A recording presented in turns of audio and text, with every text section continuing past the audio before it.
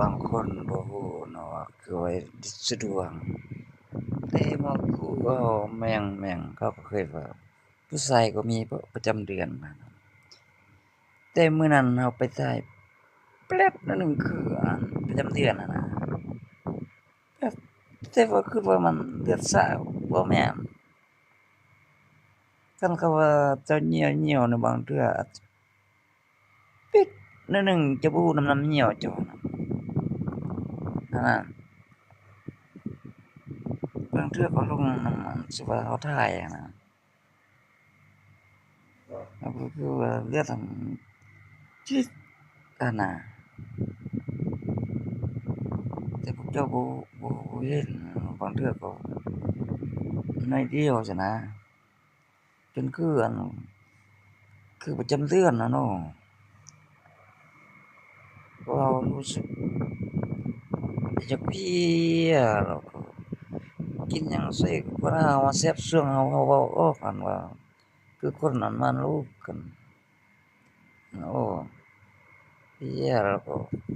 ท้องนี่ค่ำๆอาหาร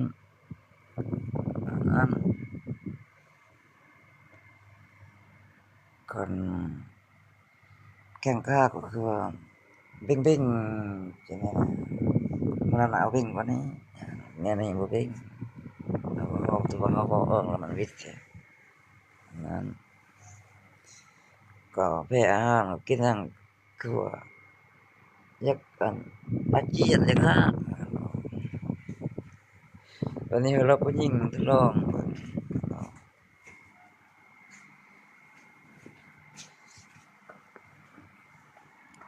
ะเจ้าทดลองแต่4คนอันนั้นก็นั้นบ่ได้อยากรู้สิแม่นเจ้าหญิงสิแม่นผู้ใดบ่จ้า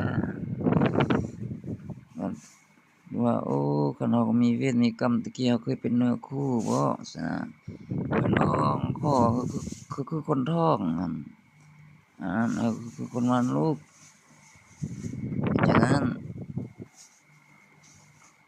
สินึกนำพระนำเจ้าแม่งก็ย่าแนงดีหั้นแหละมันร้องบักนะแต่พวก4คนเราแนะนำให้พวกเจ้าต้องอะไรโอ้คันข้อยสิเป็นเนื้อคู่ซุนี้ข้อยก็อยากลองเบิ่งว่า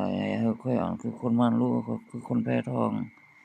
เบิ่งสิมีสิ่งศักดิ์สิทธิ์หรือบ่มีหั้นนะหรือสิแม่นจริงบ่หั้นนะแม่นจริงเข้าตัวยั่วบ่คันมีจริงคือมันแม่นเป็นไปตามคำเว้า